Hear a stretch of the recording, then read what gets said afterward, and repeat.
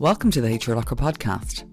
On today's show we have Jim Frawley, founder of Bellwether, a company that helps organisations adapt to change and build resiliency in not only their company but in their people. Over his 20-year career, Jim has worked internationally creating and delivering corporate training, learning and development programs and people strategy solutions.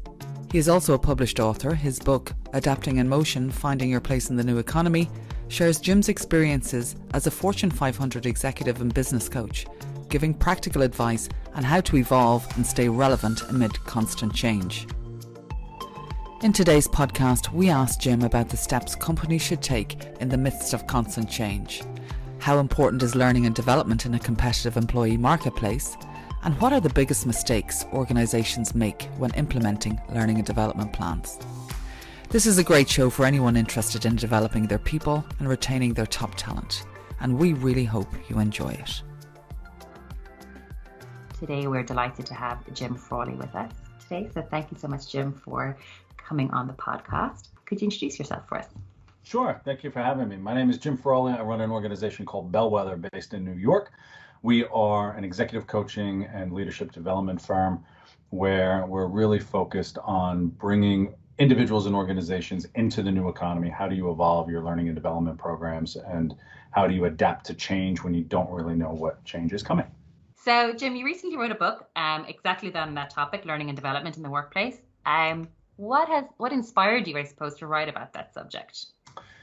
Yeah, so the book is called Adapting in Motion, Finding Your Place in the New Economy. And I've been writing it for a number of years. You know, every time I'm traveling, sitting in an airport, would just start to write. But when the pandemic hit, it was when I actually sat down and buckled down and every morning just kind of really wrote it. And it really came from a place of, you know, I became an executive coach because I didn't like the way the executive coaching product was brought into organizations. There wasn't really any accountability. They weren't really focused on teaching people tangible things that they could use. It was more corporate focused, learn how to do this. And it really missed the mark for about 80% of the people.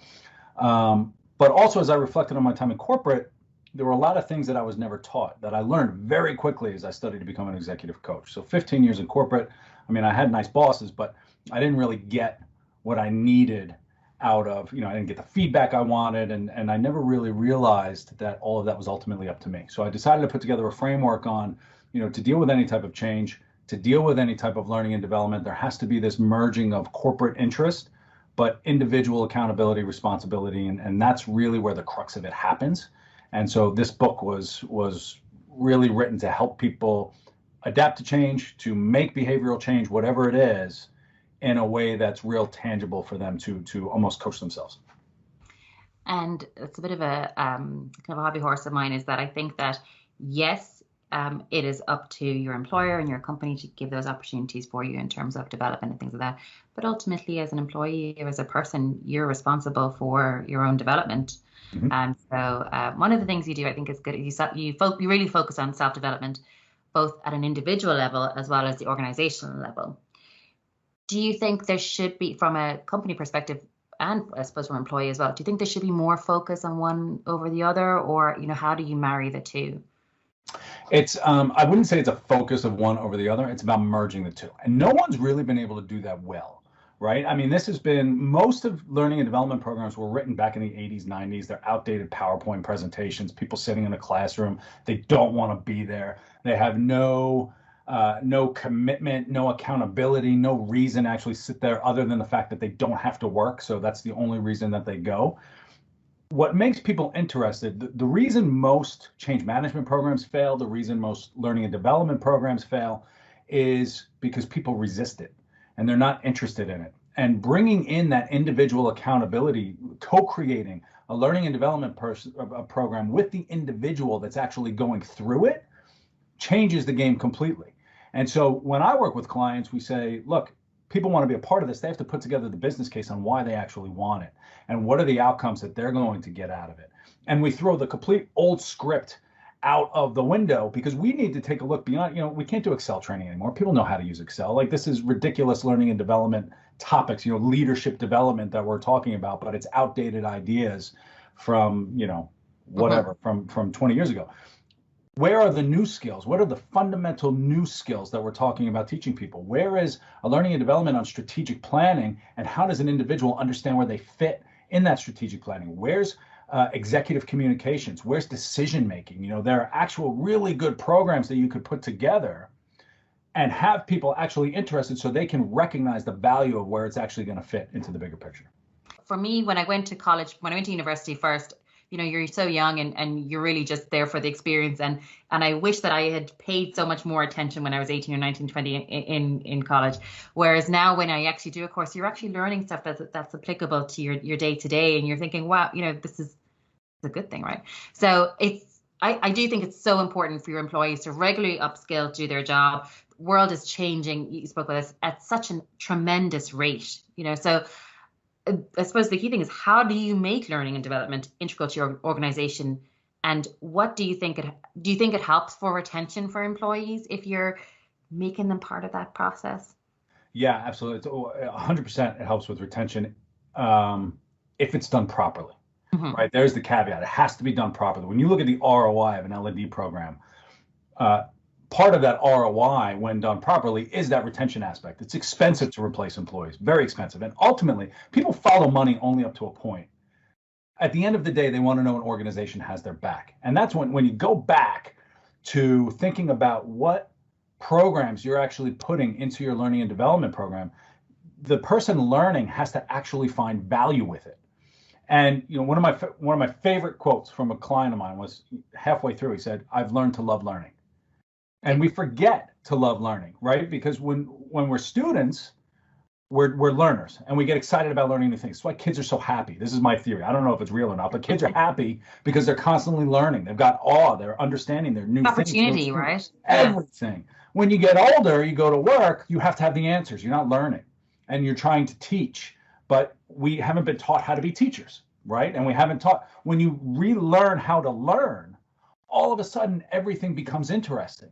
And when you're putting together a learning and development, break down learning and development, it's fundamentally based on the individual. You can't force someone to do something that they don't want to do.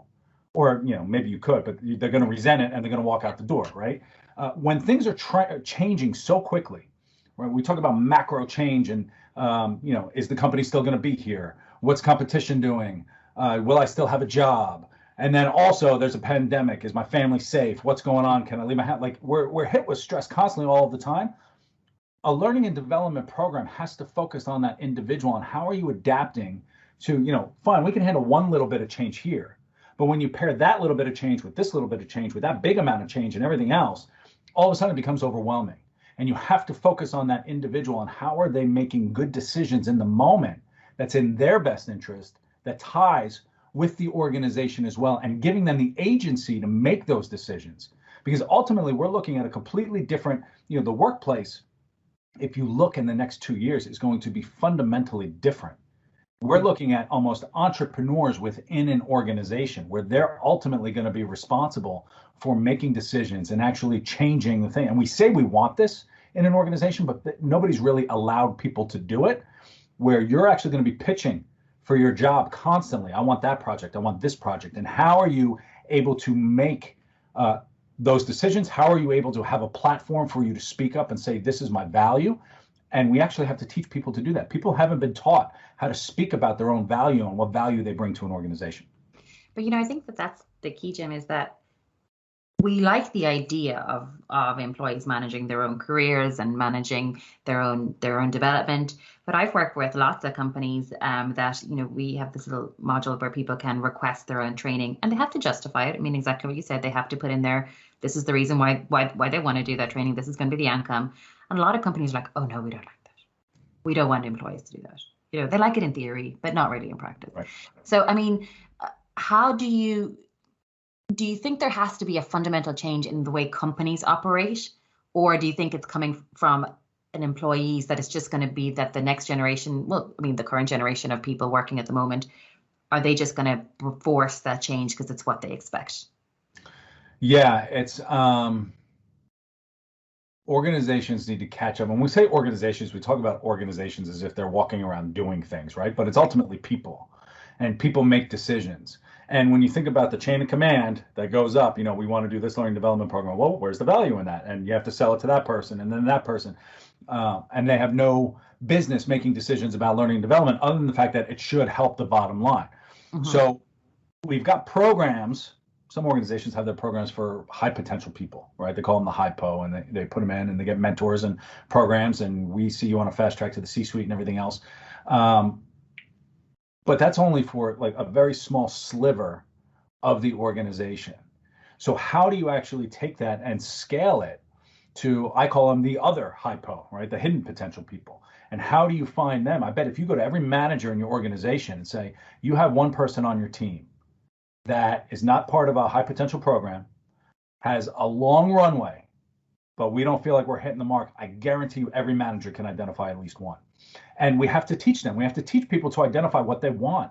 We have to, how do we teach people to admit that they want something? How do we teach people that humility is actually holding people back in some ways because it's misinterpreted, right? We talk in nuggets about how you need to be humble, but people use that as an excuse to not speak up for themselves. And people need to be reminded that it's okay to want something. People need to be taught how to ask for help in getting it. Most of the people, when I talk to them, say, I don't get the feedback that I need, or I don't fully understand my true path. When we're putting together a program, we have to change how people collect feedback, and we have to coach people to coach themselves. And when we take a look at all of this, the ROI is significant. But when we talk about a person saying, here's my justification, one of those questions is ROI for the business. Mm-hmm. And when a person can co-create and select what it is that they want to do and show the business case and why it's helpful, and actually put a number next to it saying these are the success metrics to do it. Nothing should start without an end date, success metrics, and how long it's going to take. And when you're able to do that, all of a sudden the justification is just a no-brainer, where you can say, yeah, okay, you're going to do that. I'm going to hold you accountable. It's going to be part of your end of year review. And if you do it, great. If not, then you're accountable to it. And you could talk about how that actually fits into your organization. I worked with a large bank. They had all their advisors going through coaching. The advisors who were going through coaching were doing worse than the people who didn't go through coaching. But they had no success metrics or no measurement or no anything. So not only did they take people off the floor and they weren't doing any production, but they were also learning something that was negative behavior that wasn't actually doing it. We changed the whole program around to say, hey, advisor, pay for it yourself. And if you hit your metrics, then the company will reimburse you. All of a sudden, the program went, bananas. So we have to change the structure on how all of this actually works with a business focus. And that's the merging of the individual and the business. And I love that word you said with that hidden potential, because I do think that, we have this ingrained in all of us is like, just if you ask for something, you're just being cocky, or, we're humble people. So don't be stepping on the line, but you need to be able to enable your employees to say, you're in charge here. Mm-hmm. You need to, and if you want something, if that's your goal, we'll support you, right? We need to enable our employees to be able to do that. And it's there's a fine line between arrogance and confidence. Yes. And a great person I know told me once, the difference between arrogance and confidence is follow through. And it's great to say that, and I remember my managers, we'll support you 100%. We'll do whatever. I say, all right, I want to do this. And they say, well, no, you can't do that. And they say, all right, well, then I'll do this. No, you can't really do that. And so making it real is part of the program. How do you actually, in theory, this is great. All of this is fundamentally great. It's great. We're gonna teach everybody, and you can learn so many things. It's gonna be good for business, and we're gonna end up in the Garden of Eden, and business will rocket, and everything will be fantastic, and everyone's happy, and sunshine, roses, and leprechauns. But at the end of the day, the manager or the person who's the decision maker is the face of the culture and the change that your organization is trying to make. And so, how do they have the agency to say, okay, how do we teach individuals to say, yes, I want this, and it's okay to do that, where it's, sticking up for yourself is not arrogance, it's confidence. But how do you teach people to do that? The actual reality of doing that is something learned, and it's unique to each individual. Teaching that is bespoke to each individual. You can't just do a confidence class and do it from a PowerPoint presentation. Let me tell you how to be confident. Individuals have to co-create that. And that's, we're doing leadership training. Here's how to be a leader. And you have to do these 50 things before breakfast. And you say, okay, well, I'll do these 50 things. And then you open up and you find the next thing is, well, we do these 30 things before lunch. And none of those things are doing work. And so how do you actually teach someone to say, this is what fits for me? I can make this work. And this is how it's going to benefit the organization. And that's what we have to teach people. Yeah, and it's you're dealing with different personality types, right? So you have to take that into, if I sit down with, a bunch of extroverts and I'm saying, great guys, this is how you're going to ask for things. We're going to be confident, high fives, let's go. And then I'm sitting down with a group of people who are quite introverted. It's kind of foreign to them to do that. You have to, it's not a one fit all program. And I do feel that a lot of the leadership programs that are out there, or even the executive coaching, like you said, it's like, well, here's the 3-page document that we wrote 6 years ago, and we're going to keep following that.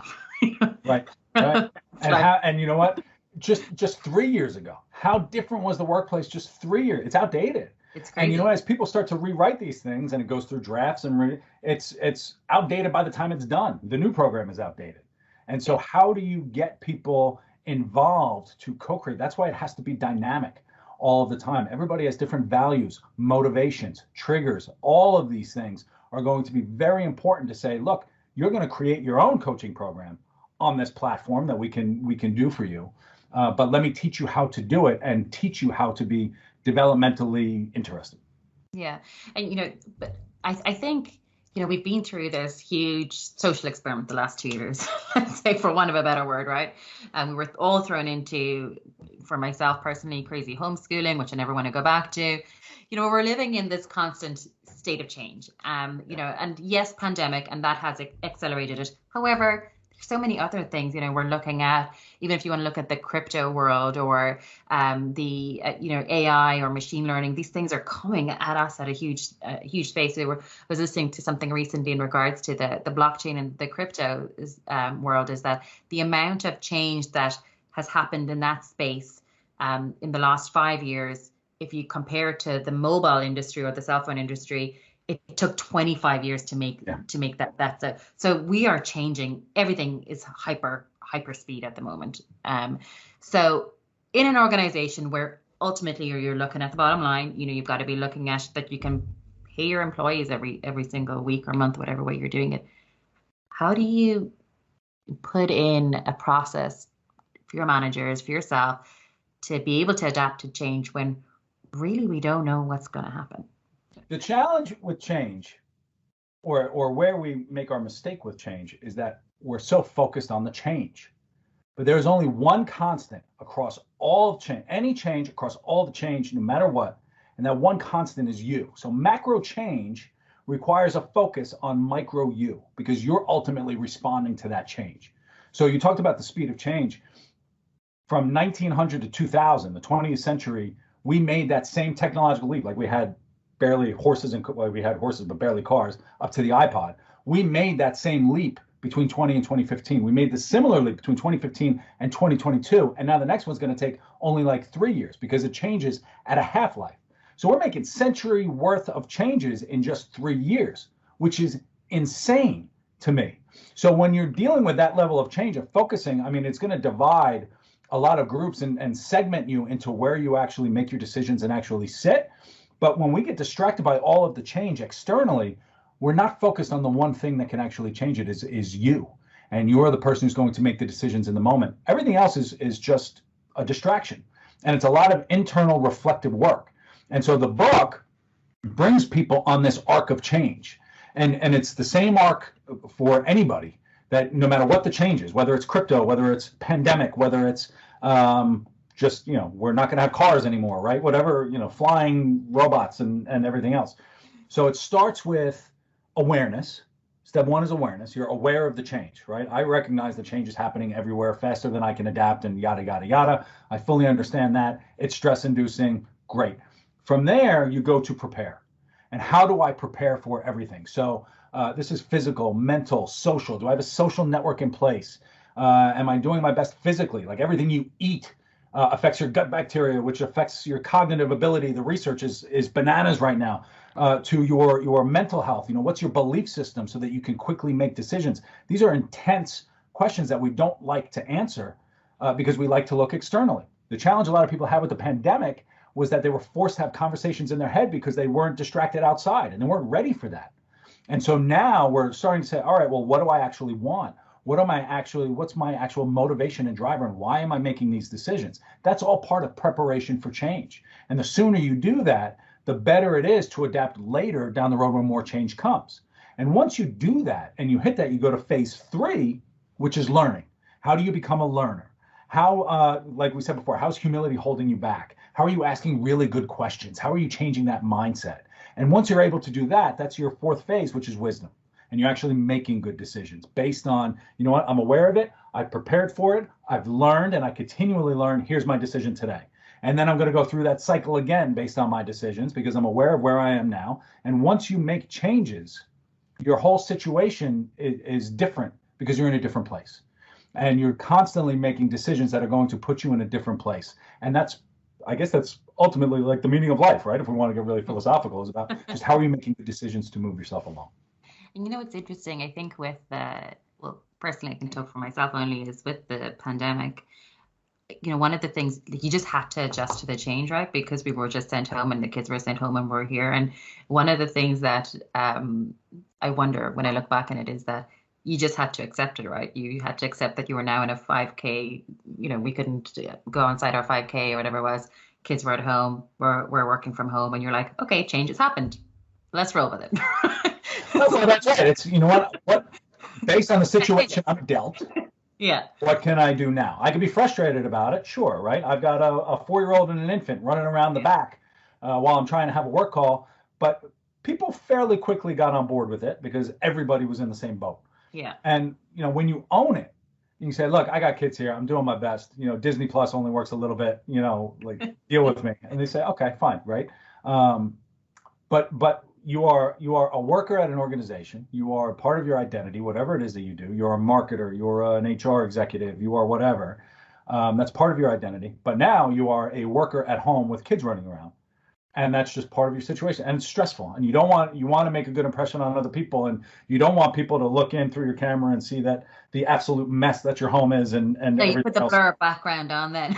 Right. And we're adapting it as we go, right? But that's, I mean, and if you go beyond just work, right? You're a runner and you break your leg. All right, well, now I have a broken leg. What can I do based on my broken leg? I'm not going running. Can I do something different? So it's not always great. It's not always fun. It's always a challenge. But ultimately, based on your situation, you have to make specific decisions based on where you are to where you want to go. But, you know, I listened to this podcast with CTO Larson. He was with Siemens or Ericsson, I think, when the first mobile phones came out and things like that. And it was really interesting. What he was saying was that when they started doing the first cell phones and things like that, the people, his friends and stuff, were like, that's never going to take off. No one's ever going to have the idea of having a phone in your pocket is just crazy. No one's ever going to do it. That's the crazy project you're working on, right? And like you said, it took 25 years, whatever, for it to become that everybody has a mobile phone in their pocket and that kind of thing. And then he was reflecting on the conversation that we're having with blockchain, or not the cryptocurrencies, but just blockchain in general. And that he was like, people are having those same conversations now going, it's never going to happen. We don't like it. It's crazy. Driverless cars. No, never going to happen. It's crazy. Whereas I suppose that change is coming. We've got to not accept it, but put yourself in a position where you're understanding what's coming down the line, right? Right. I mean, if you're talking about it, you know what's going to happen, right? They're already testing self-driving cars. They've got self-driving trucks out the wazoo. Yeah. You've got everybody's driving a Tesla, making videos about how they're not driving it. So give it time. The bureaucracy of government and regulation is just going to have to catch up to the speed of change. Yeah. And that's always the difficult thing. It's really the only thing holding it back right now. The technological advances are completely going to be there. Blockchain is going to fundamentally change everything in the way that we work, right? It replaces lawyers, it replaces accounting, it replaces so many different aspects. And, you know, there's going to be a period where there's an adjustment, but fundamentally, this will change. When you understand it, it will fundamentally change just about every aspect of life and the way that you do things. And I think if you're looking at then, depending on what sector you're in, obviously, if you're looking at your learning and development programs, we need to be having those discussions with our employees to say, this is what's coming down the line. We're going to need people who are, maybe there's a 2-year master's or whatever in AI or a blockchain or things like that. We need to be prepping for the change that's coming down the line. And that's going to come in with my next question is, what do you think is the biggest mistake that organizations make when implementing a learning and development plan? The biggest mistakes organizations make when implementing a learning and development plan, I would say there's probably a few. One, they underestimate the work involved. Because it isn't something that you could just dust off from before and use it again, because the world has completely changed. You actually need to build a new program for learning and development, and it needs to be dynamic. That's a lot of work. Number two, I would say they have the wrong focus. They don't know what the point of the program in L&D really is, other than the fact that they have to have one and they want to do something that's going to make the company the most amount of money, right? It's outdated. You can't use old sales decks from the 80s and everything else. And poor delivery. PowerPoint doesn't work anymore. Classroom style seating doesn't work anymore, right? In a big corporate boardroom where we're all sitting there, those stupid, like pushing people and trust falls and these ridiculous exercises and we've seen through it, right? We've been there, we've done that, we get it. We know what's happening. Right. It doesn't work, right? And so what most people don't do until they call, people like me, they don't involve their people in the development of the learning process. And those are the people who have to do the work. And so when you take a look forward in terms of skills beyond just what an individual does, you should have these courses. Like blockchain is going to fundamentally change your organization. You should make that available to your people. But let the people sign up for it. Don't force people to go through it. Yeah. But there are online programs that you could just put your people there and say, look, we'll make this available. It's not expensive, right? You can do group coaching for your people and I do this for some of my organizations, where every Friday for 14 weeks or once a month, we come in for breakfast for a 90-minute session. People make their business case to come in and say, this is what I want to work on. I want to, leadership development, but with these individual aspects to say, this is the leader, to identify the leader you want to become. That's the type of learning that you're going to need. That's the investment that you're going to make. And there are ways to scale it so it's not too incredibly expensive. But those are the biggest, mistakes that organizations in implementing is they don't fully understand what actually a learning development program should be and what it should look like and why we're doing it and how much work is involved. Once you figure that out and once you implement the process and get people on board and build it, it's got to be built over time so that it becomes this machine that works on it, so that people actually see the other people who became leaders, who took ownership of their learning. All of a sudden, other people want to do it, and they recognize it, and they say, okay, that person did it, that's what I want to do. That's how a learning and development program should be built. I don't know, do you agree with this, Jim? But I think for us, one of the greatest investment I think we've made in learning and development, which it probably is not atypical in terms of a learning and development plan, is that we pay for people's audibles, and we kind of swap books and things like that. And that's how I learn. It's not a huge expense, but I mean, like some of the books that we're reading or whatever, they could be like the Vern Harnish books or Aaron Ross books or things like that. But I think the days of sitting in a classroom that you're like, okay, guys, we're going to be learning about predictable revenue now, and this is the sales course we're going on. It's going to take us 5 days. It's kind of just gone. Like that's completely gone. And when you look at where people learn, they don't have to learn in your office. No, I'm in the car, driving.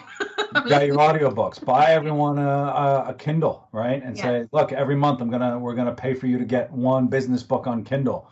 Have your learning and development program send out YouTube videos to everyone once a week to say, hey, this was a really interesting way to think about how to be authentic at work. Have fun watching it, right? People will continually. These are very inexpensive ways to drive a learning culture. And it starts at the top, driving a learning culture. I have one client, they start every meeting now at the beginning of the week. What did you learn last week? And everyone's got to go around. What did you learn last week? And what can you teach? And how does that inform our decisions going forward? And you can do that for your team. And you could do that for your organization to say, look, learning is a priority. Yeah, it's different. And I think where people sometimes get confused is that in some industries, there's that mandatory training. And that's fine. That's got to go on the plan, right? That's just unavoidable. That's whatever your regulation is, and that's great. But there's a whole other world of learning and development other than mandatory training, which is even more important in my opinion. Yeah, I mean, the compliance training and everything else that you have to do, fine. Check that box, have people do it in a way that it's the most efficient. They try to gamify it in like these weird ways. Nobody wants to game, like they're not even paying attention anyway. But so you just do what you're supposed to do from a compliance perspective, make sure everyone's doing the right thing and all that. But from a development standpoint, I don't consider that really development. I consider that, forced learning that we just have to do because people tell us to. But that should only be maybe like 10 to 20% of your learning and development program. The rest of it, real development in terms of what's your authentic leadership style? How do you like to receive information? How do you make decisions? What is self-efficacy and how do you actually promote that within your organization? How do you understand the steps to get to somewhere and build the confidence to execute on each of those steps? And how do you logically break down something big into something small so that it can be accomplished in a short period of time? Executive communications, understanding different audiences, like all of these things are just whole new ways to teach people. But those are the ones that make your organization execute on an exponentially higher level because these people now understand how to make decisions, understand how to communicate in a way that's a much quicker thing. So it's not 7 meetings, it's only one. They've done the thinking for you. How do you communicate to the C-suite so that decisions can be made and you give them everything they need on a silver platter so that they can make the decisions that they need? Those are the things that we like to teach. And those are the things that are going to make your organization separate from the rest of the pack.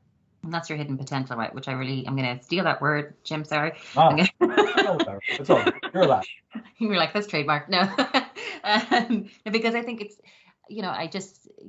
I know people always say, look, your people are your most important part of the business. Oh, we love our people, whatever. But it for me, success when I see employees or people I'm working with is that you've seen a little spark in them and you cultivate that to get that hidden potential, right? And that they were given an opportunity. And sometimes a lot of people just needed a chance. Like they just need an opportunity to show that, and just be, but I think that the biggest challenges for companies in general is to embrace that the employee is somewhat in the driving seat. Obviously, they have to justify from a business perspective, why they want to do that training, whatever, but that they need to take charge of themselves. So, Jim, can you give us five top tips that organizations can put in place when starting down the path of developing their employees?